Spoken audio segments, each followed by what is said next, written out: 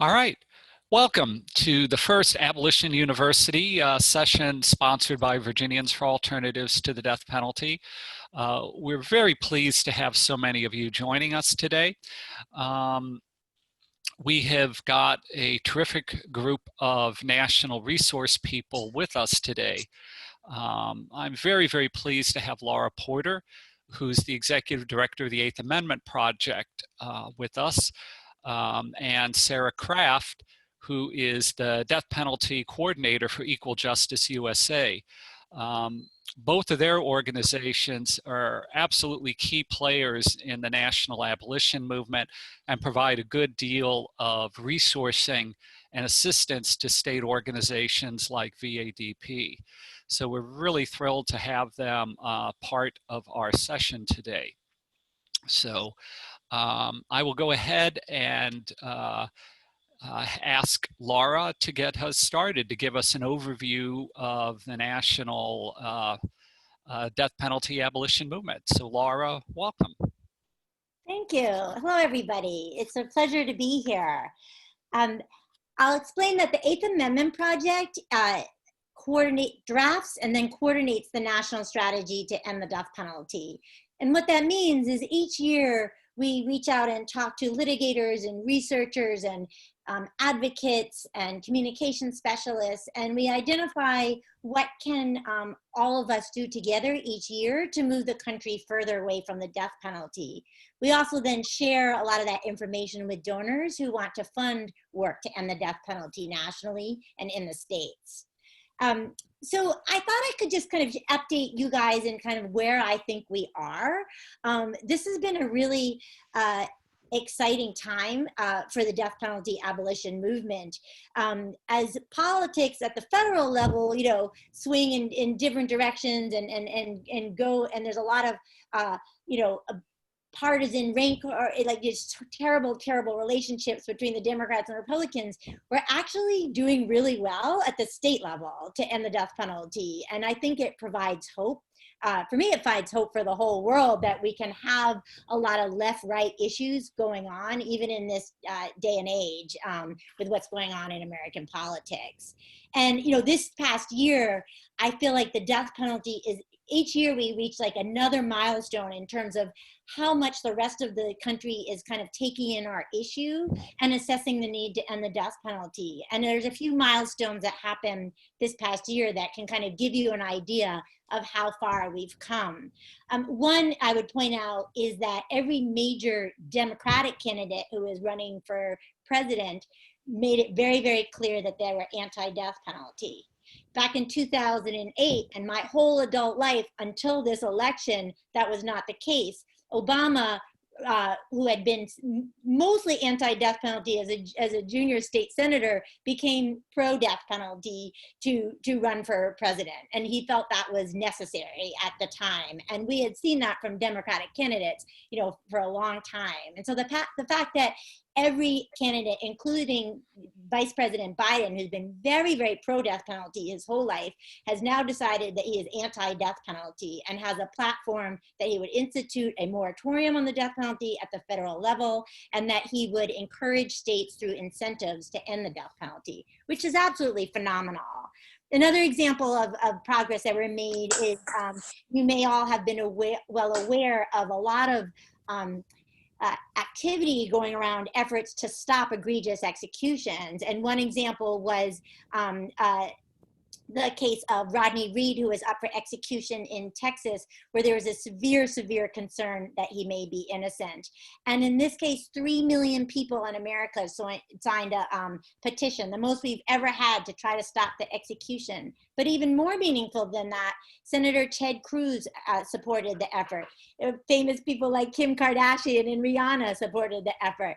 The Republican congressman from the area where the crime was committed supported the effort, as well as many Republican and Democratic legislators in the state of Texas, which is, you know, one of the capital punishment centers of our country. So that is also really exciting. And finally, just one final example is that, I don't know if you are all aware, but the Wyoming legislature, which has about 3 Democrats, I think, in the Senate and 6 or 7 or something in the House or something like that, as a 15-vote majority for repeal in the Wyoming House right now, which they voted, and just a vote or two shy in the Senate. So again, like this, the effort to end the death penalty is really, really expanding.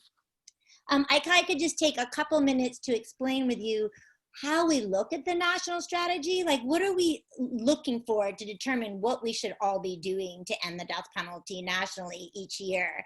And I think the most important framework to understand is that what we realize is that reduced use of the death penalty, when a state is no longer sentencing a lot of people to death and no longer executing a lot of people, it creates a lot more space for decision makers and policy makers to take a real look at whether the policy is working or not, and is it time to let it go.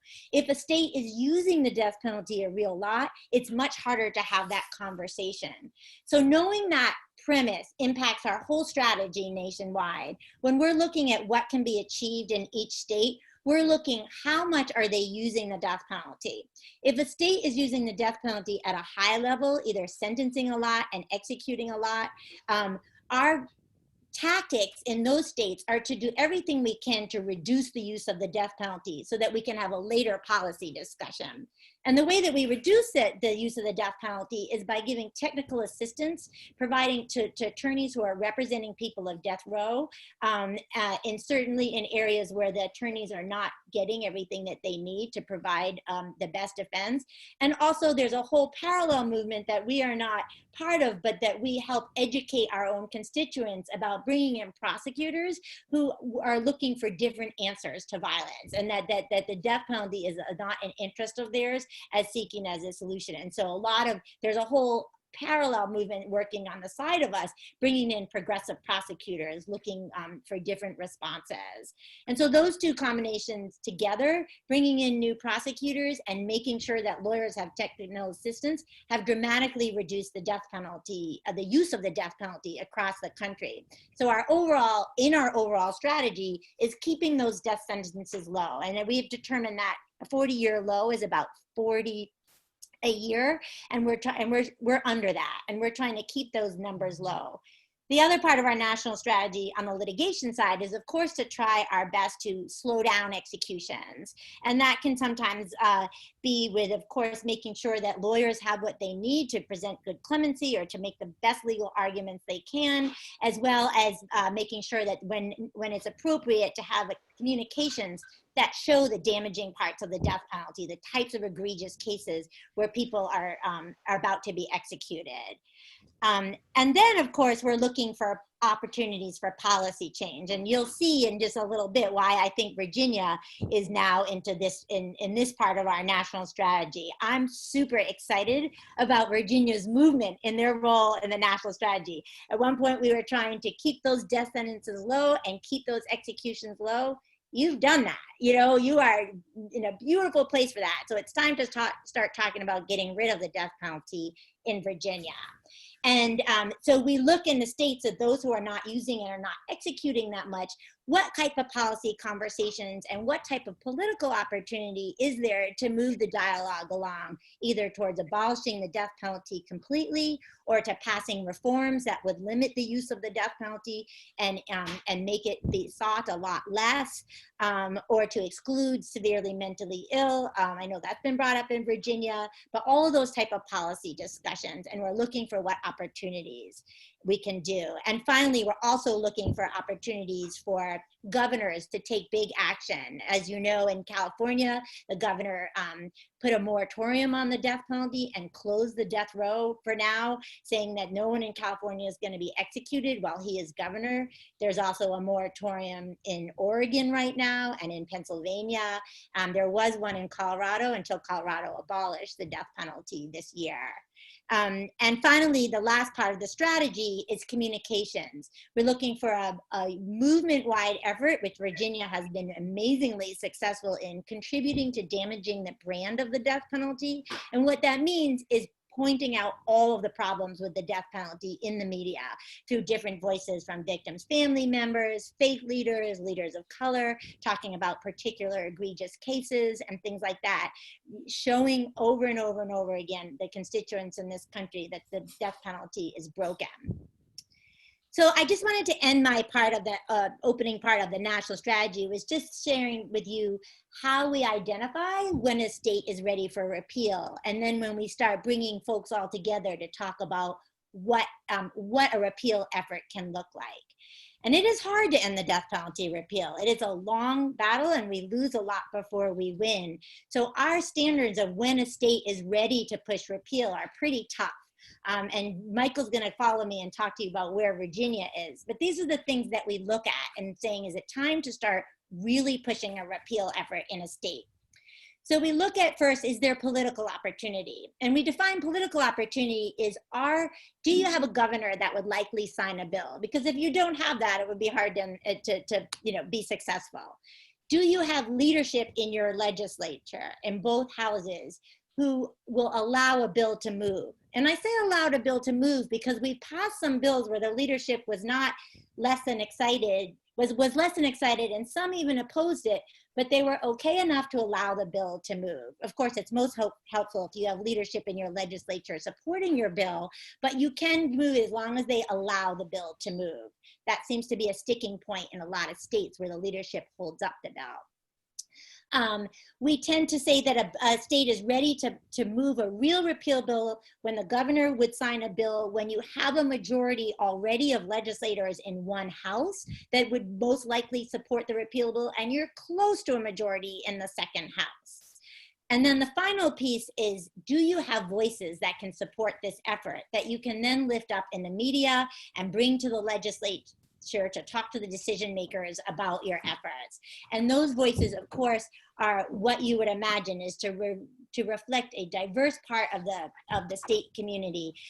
Leaders of faith, of course, leaders of color, conservative leaders, victims' family members, and law enforcement are the key voices that we lift up and say to the legislators, look at, if we have members from all these different constituencies supporting repeal, it's okay to let the death penalty go. So I'll stop for now, and I'm happy to answer any questions, but I didn't want to go too long. But that is the kind of general outline of our national strategy. And particularly today, we're talking about identifying opportunities for policy change, which I think Virginia is very ripe for, and I'm very excited about. Well, thank you so much, Laura.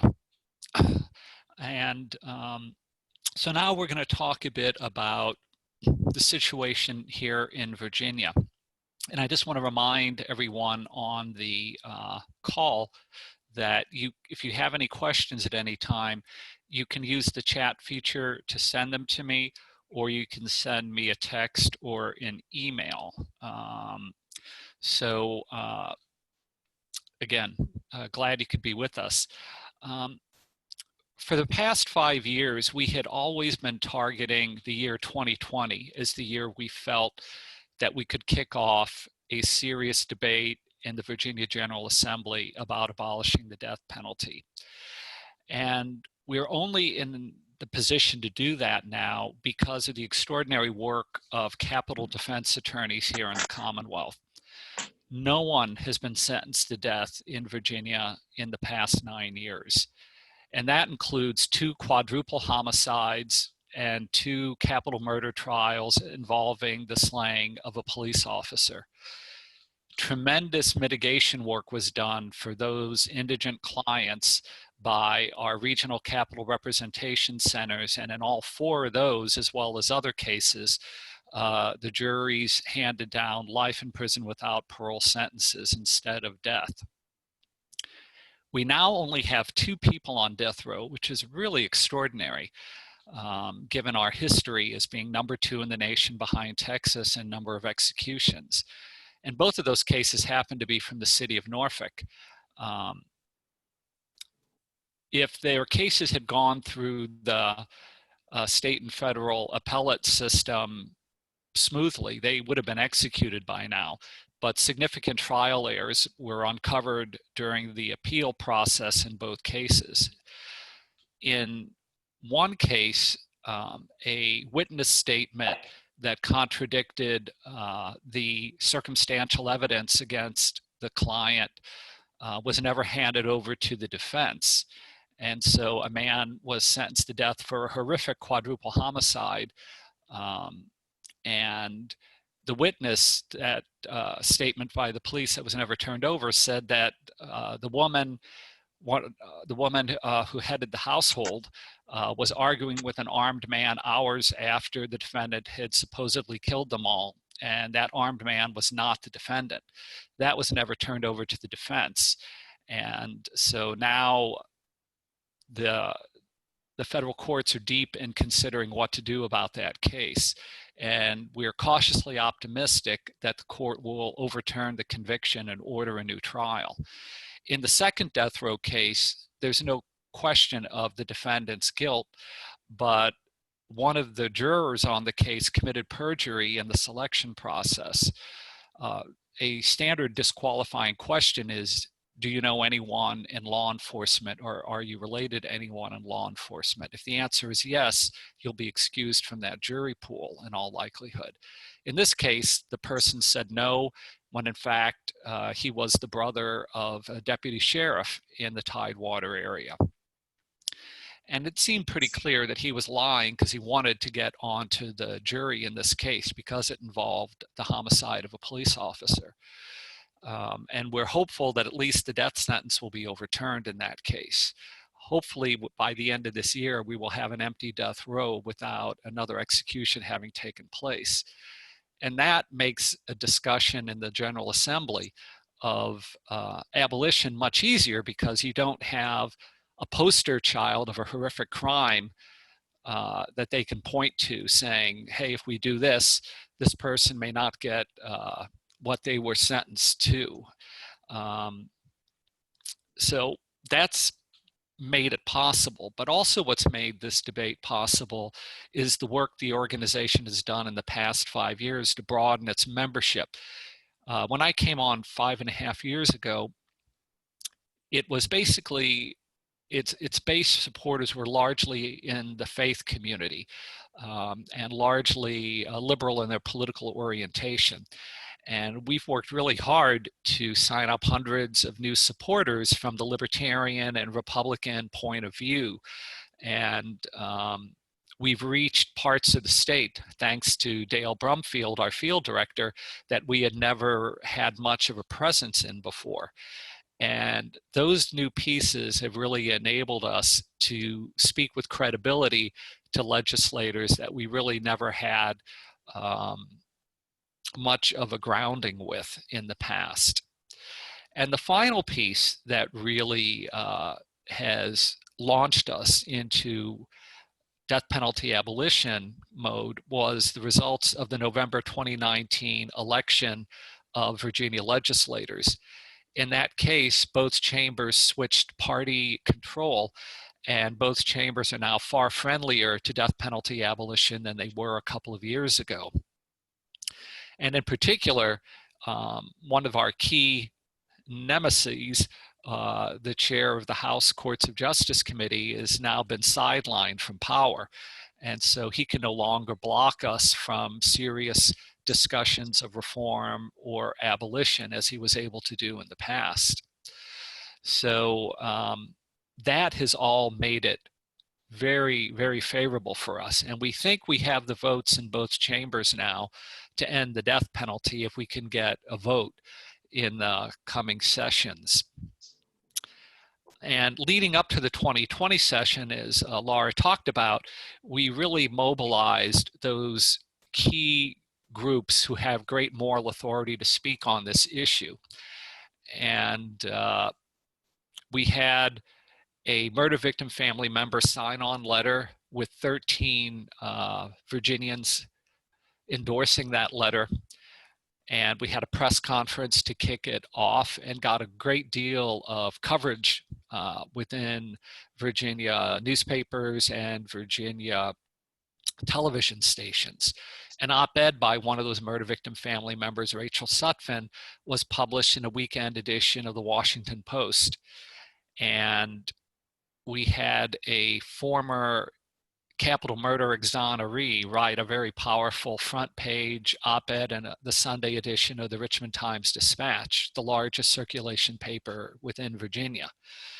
In addition, we had 21 current and former Virginia prosecutors endorse a sign-on letter calling for death penalty abolition. So we had a lot of good media coverage and a lot of good political capital moving into the 2020 session. And that really, we got off to a great start with the state Senate passing a bill to exempt people with severe mental illness from capital punishment by a 32-7 margin. Every Democrat and 11 of the 19 Republicans in the Senate voted for that bill. And during the debate, Senator Bill Stanley, one of the most conservative Republicans in the chamber, declared his support for death penalty abolition and challenged fellow Republicans to also think about supporting abolition when the time came. So that was a great start, but unfortunately, the House of Delegates never took up the SMI exemption bill, and neither chamber took a vote on a bill to end the death penalty. So we did not have the abolition debate that we were hoping for in either the House or the Senate. We did learn some valuable information about some key legislators during that process, but we weren't able to have the debate we were hoping for. Nevertheless, we are very well positioned for the 2021 session. Privately, we were told by some key legislators in both the House and the Senate that even though our bill was sidelined by the leadership in those chambers, they had personally gotten assurance that that bill would be heard and debated in the 2021 General Assembly. And we're going to do everything in our power to make sure that actually does happen. So right now, we are working on getting virtual meetings with 6 legislators in the Virginia General Assembly, 3 in the Senate and 3 in the House, who each have had a loved one lost to homicide. And we know 3 of them have in the past expressed their opposition to the death penalty, but we're going to try to get them to increase the level of their involvement in our abolition work, to have each of those 6 endorse our sign-on letter of murder victim family members, and to have each of them engage in advocacy within their political constituencies and fellow legislators for abolition, to really push their leadership in both chambers that the time has come to end the death penalty, because they bring great moral authority by having a loved one murdered. So we're hoping to get most, if not all, of those 6 more engaged with us before the 2021 session. We're also working to increase the number of current and former Virginia prosecutors to endorse the sign-on letter. Our internal goal is to see if we can at least double the 21 people we have currently endorsing that letter, to see if we can get up to 40 or even 50 current and former prosecutors calling for an end to capital punishment. We're also hoping to work with Senator Stanley to get additional fellow Republicans to declare public opposition to the death penalty, as well as to get other conservative leaders engaged in abolition work. And finally, we're hoping to partner with a faith-based organization to do a targeted outreach to African American clergy in Virginia to get them more actively engaged in the call for prison ministry reform more generally, and death penalty abolition in particular. So all that we have in the works to one degree or another, and at one stage or another of development. But we're cautiously optimistic we can get all 4 of those moving in time for the 2021 session. And if we are able to do that, I think that really heightens our chances of victory next year. And so now I want to turn it over to our field director, Dale Brumfield, and invite him to talk about his work within the past year and plans for work before the 2021 session. So Dale, welcome, and we look forward to hearing about what you've been doing. Okay, thank you, Michael, and welcome everyone, and thank you for being with us today. I was hired into this job about a little over 3 years ago, and what we knew was missing was the component that was missing was the educational part of educating people about the death penalty. You know, they say that support for the death penalty is a mile wide and half an inch thick. You ping it once and it shatters. What I've been doing is going around the state to targeted districts. We have targeted several around the state over the last 3 years, but most recently we are targeting me into Northern Virginia, Charlottesville, Williamsburg, and the Norfolk, Virginia Beach area. In these areas, we have what we feel are legislators who can be persuaded by constituent calls to vote for abolition. So my job is to go to these areas and do group presentations about the death penalty, about the process. I don't talk about the morals or the spiritual reason or the theology behind it. I talk about the process and how corrupted and inefficient it is. And people are responding positively. I have people come up to me after some of these meetings and say, I came into this meeting believing in the death penalty, but you've changed my mind. That's really gratifying and quite remarkable to hear in a 20-minute session that I'm able to turn someone around, but it's because people who believe in the death penalty believe in the theory of the death penalty without knowing anything about the process behind it. Once they hear that process, their minds start changing. So I've spoken to Republican groups, Democrat groups, a lot of faith-based groups, prison ministry summits. I've spoken to social ministries. Basically, anybody who can bring 2 or 3 people together, I can go speak to them. And so last year, I did a total of about 26 or 27 group meetings in our targeted districts, signed up about 190 new members to VADP. That momentum carried into 2020 very strong. I started out between January 3rd and March 9th of this year. I had 12 presentations in a 9-week period, signing up about 121 new people.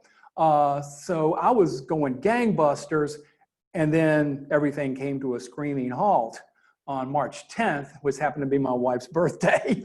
So all of a sudden we stopped. So what have I been doing during the lockdown?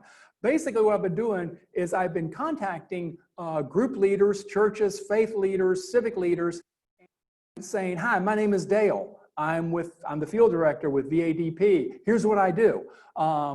When your meetings resume, I'd like to come be a speaker there.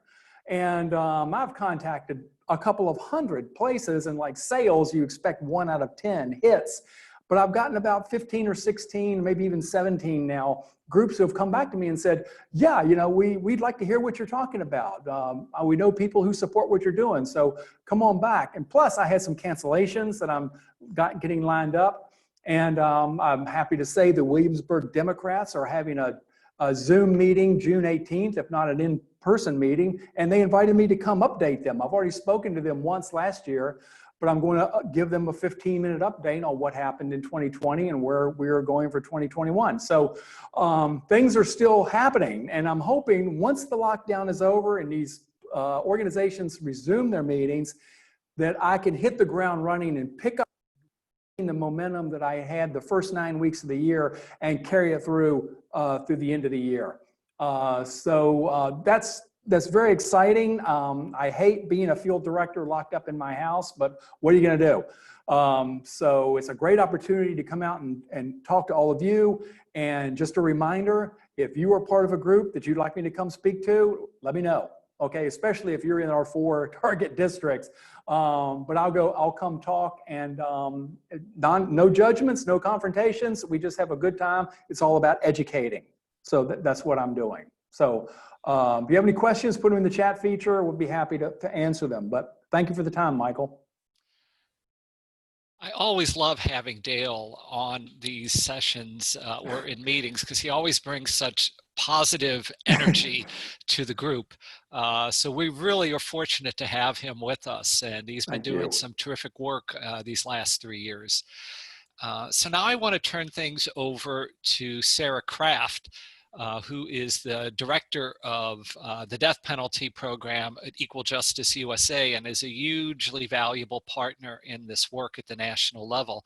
And she's going to talk about similar work that we're doing in other states and might, I think, give us a little bit of an update about how we won in Colorado this year. So Sarah, we're very pleased to have you and welcome.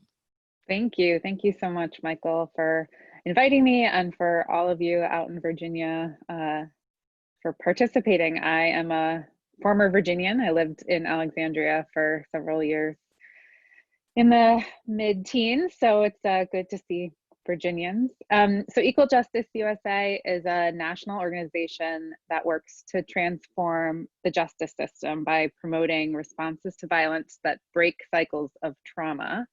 And as Michael said, I am the director of our death penalty program, and we have been working with state organizations like VADP for over 25 years and have been privileged to participate in almost all of the successful campaigns for repeal, whether that is legislative repeal or judicial repeal of the death penalty over the last 25 years. As Michael said, I want to tell you guys a little bit about what happened in Colorado. Colorado legislatively ended the death penalty this year, but of course it was not just a sudden thing. It was something that had been building over more than a decade. There had been both challenges and opportunities in Colorado throughout that decade period, all the way back in 2009 when a group of family members of murder victims whose cases were cold, meaning they had not found perpetrators in those murder cases, came forward looking for funding for a cold case unit and decided that a good way to get resources for their cold case unit would be to end the death penalty in Colorado. So that was all the way back in 2009 that started a conversation in Colorado around ending the death penalty. Over the intermittent years, there were lots of promising opportunities in Colorado. A governor was elected, Governor Hickenlooper, who ended up postponing an execution and saying that there wouldn't be any executions while he was still governor, so a gubernatorial moratorium, similar to what we have right now in Oregon and in Pennsylvania and in California. The two chambers in the legislature showed promise throughout those times too. For a long time, the House of Representatives in Colorado looked like it had strong support for death penalty repeal.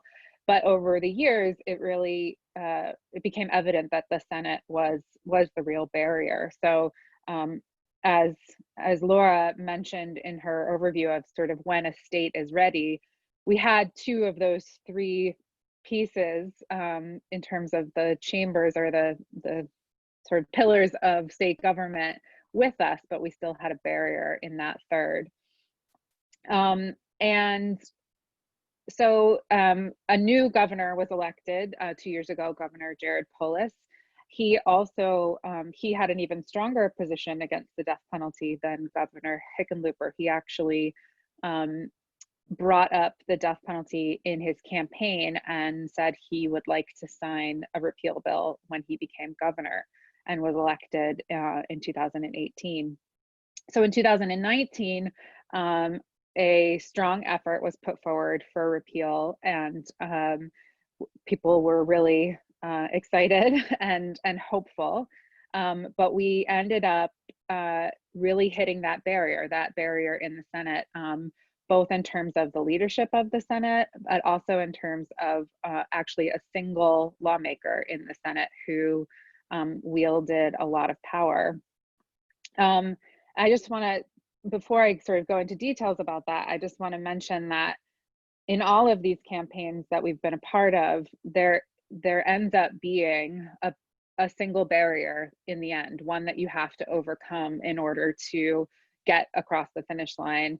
And we're only successful when we hone in on that barrier and really dedicate resources to it head on. So that barrier can be a single lawmaker, it could be leadership, it could be a combination of those two things. In Colorado, what it was a narrative around a single lawmaker. So in Colorado, there were 3 people on death row. 2 of them were involved in the same crime, and they were responsible for the murder of a young man and his fiance.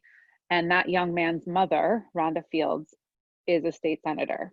So it was a very tangible, singular event and singular person that was creating a narrative in the Colorado Senate that Colorado needed to keep this death penalty. Senator Fields is a very powerful senator. She is very strategic. She's a Democrat. She's a woman of color.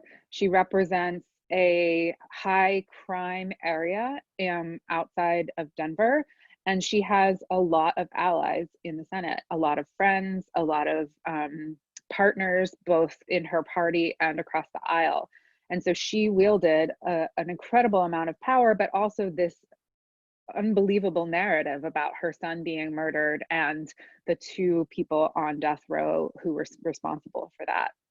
So after 2019, when she was able to wield her power and narrative to really stall the bill, we knew what that singular barrier was for us. We really knew that we needed to hone in on that. And so what we decided to do was try to reframe the narrative in Colorado.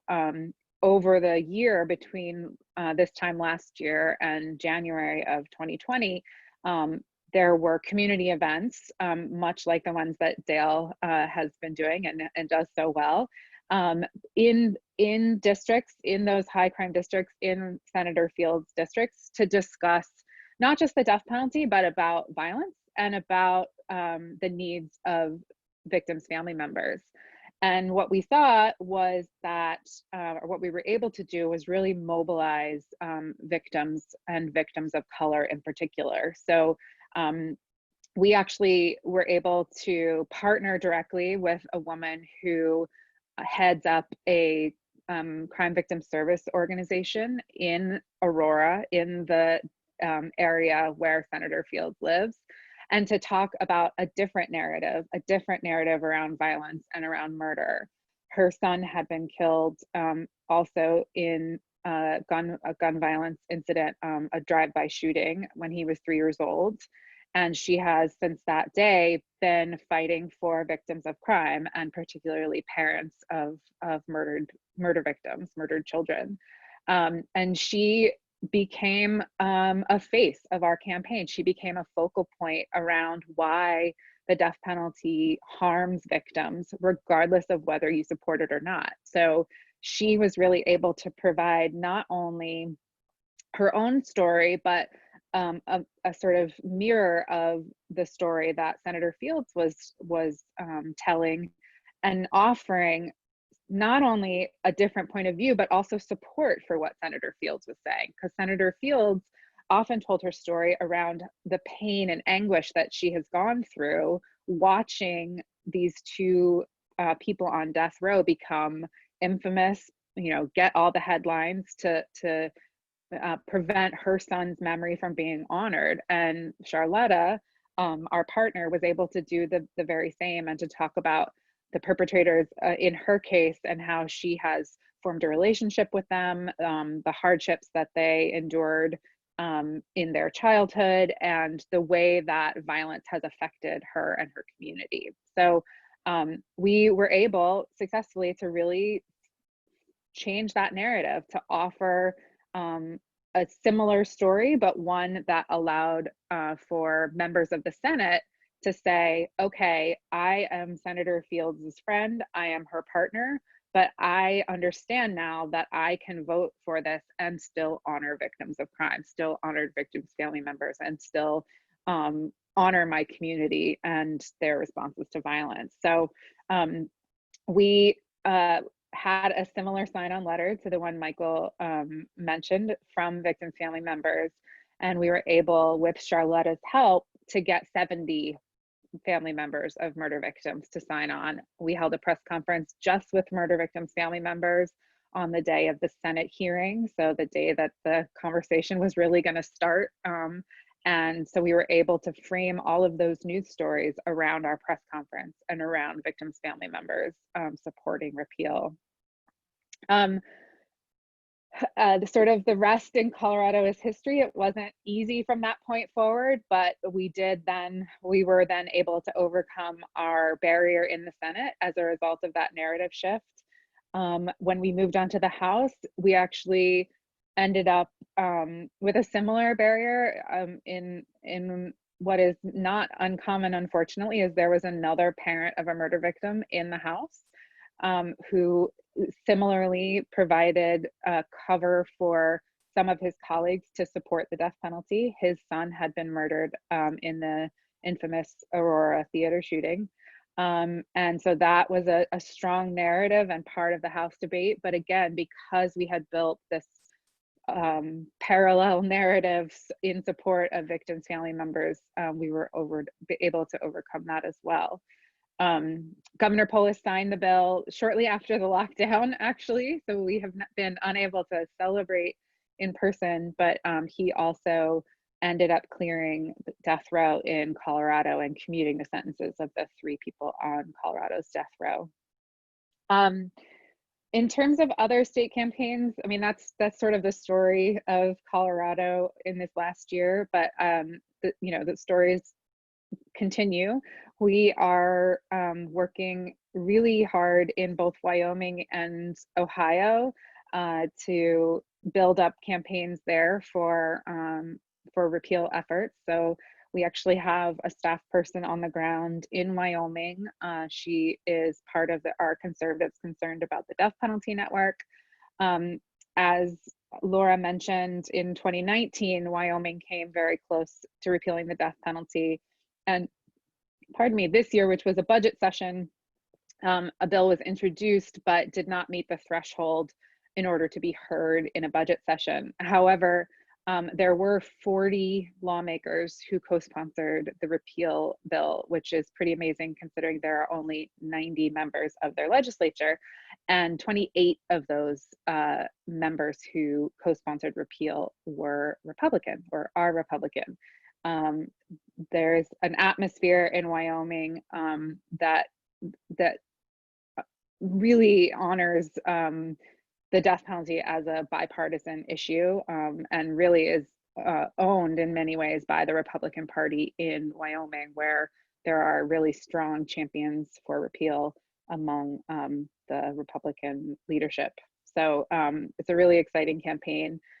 Similarly, in Ohio, the governor there has opened some windows into discussion, has indicated his concerns about the death penalty, and that conversation, that narrative has allowed similar concerns to be expressed by members of their state legislature, including really key figures in the Republican Party and in leadership. So some really exciting things going on there as well. So I will stop my storytelling. I want to make sure you guys have time to ask questions, and I think there's even more that Laura wants to say. So thank you guys. Thank you so much, Sarah. Again, thanks so much for being with us today. And I'm going to give the last word to our friend Laura from the 8th Amendment Project before we open it up to questions.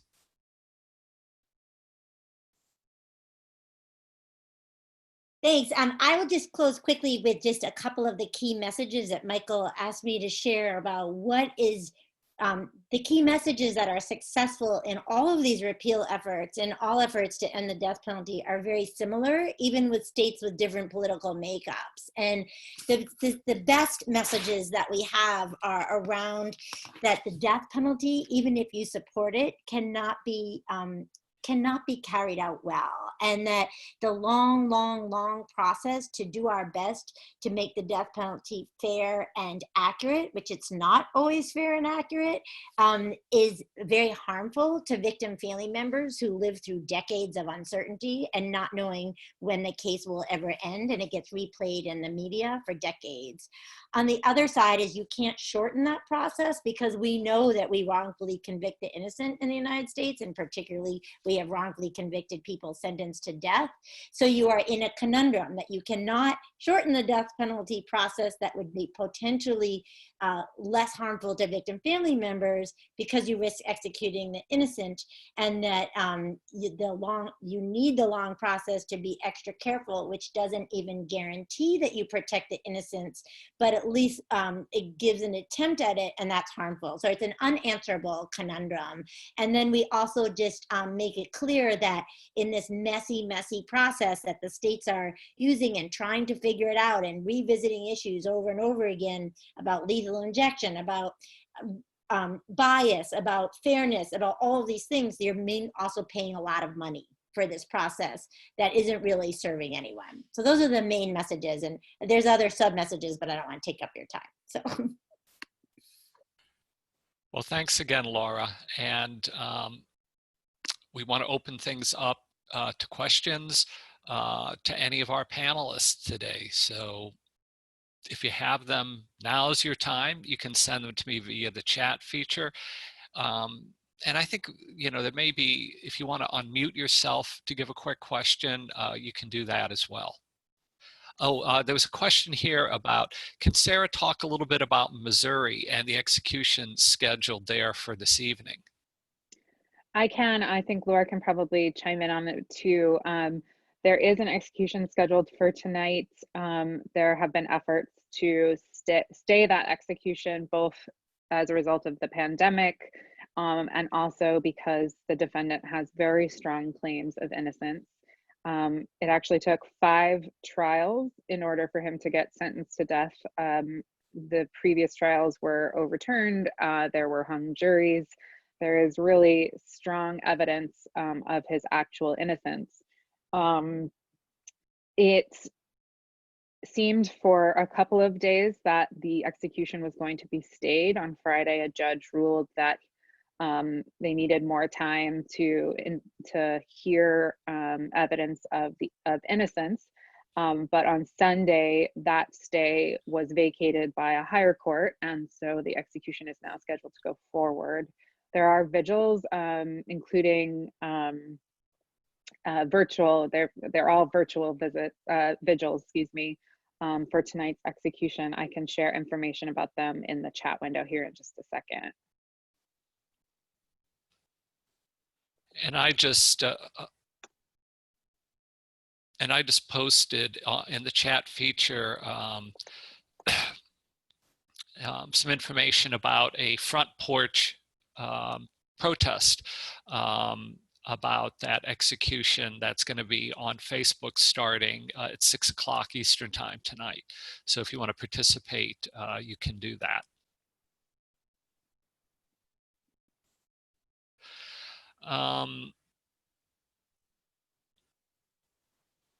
One question is about a very specific situation here in Virginia. There was quite an uproar over the parole of a person who had killed a police officer 40 years ago.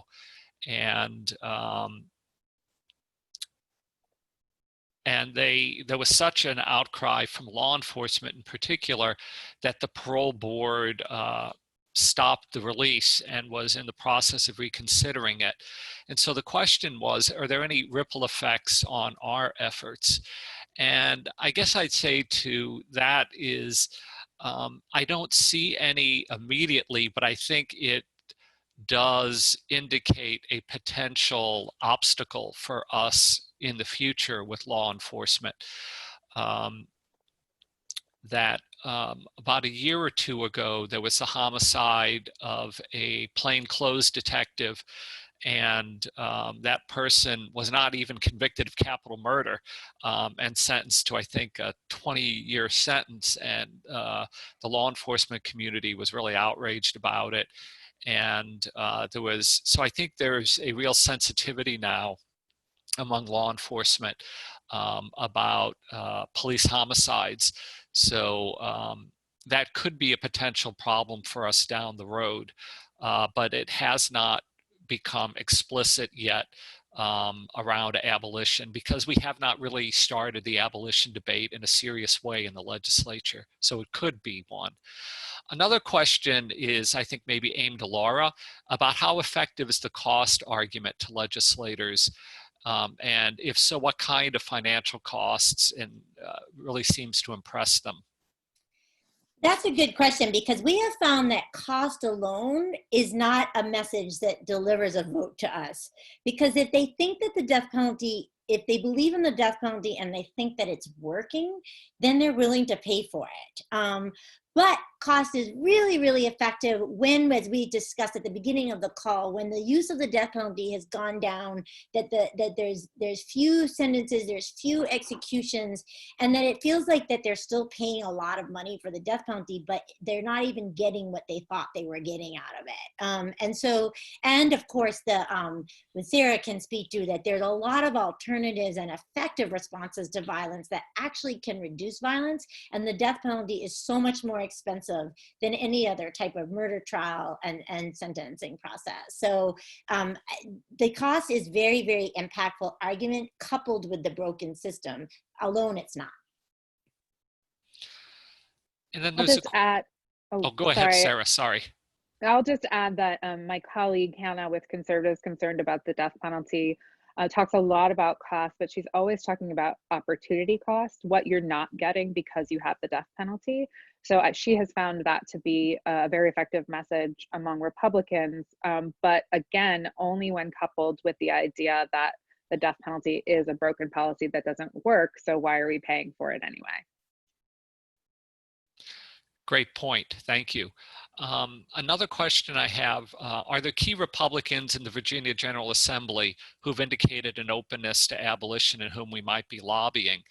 And one in particular from, I think, the Roanoke area, Senator Sutterleen, told the media after the speech by Senator Stanley in January that he was going to have to reconsider his position on the death penalty based on Senator Stanley's position. And so he's certainly one person we're going to be reaching out to. But I think there are certainly others. And in fact, I think every member of the General Assembly needs to be hearing from their constituents between now and January of 2021 about death penalty abolition, that there are constituents who want to see the death penalty end, and that it is time for Virginia to do that. And we're hoping to have a meeting with Senator Stanley in the coming weeks where we may be able to identify maybe 2 or 3 very particular Republicans who have privately expressed their concerns to him, and that we might do a real targeted effort in those districts. But I would ask you to contact, whether you're a senator and delegate or Republicans or Democrats, to reach out to them in the coming months. And we're certainly going to be encouraging our full membership to do so later this year. We have just about at 4 o'clock, and I had promised to get us out of here at that time. If you check your chat feature, there are a couple of messages that have come through. One about Jarvis Masters, a California death row prisoner who has a compelling podcast series, Dear Governor, about his case. So you may want to do a web search about that. And the person who is up for execution tonight in Missouri, his name is Walter Barton. And again, if you check, there are some links about that case and about the porch protest that is going to be happening this evening, if you would like to participate in that. So thank you all, everyone, for participating, and thank you in particular to Laura, Sarah, and Dale for being terrific panelists today. and hope everyone stays safe and stays sane during this most peculiar time in, I think, all of our lives. So thank you and have a great day.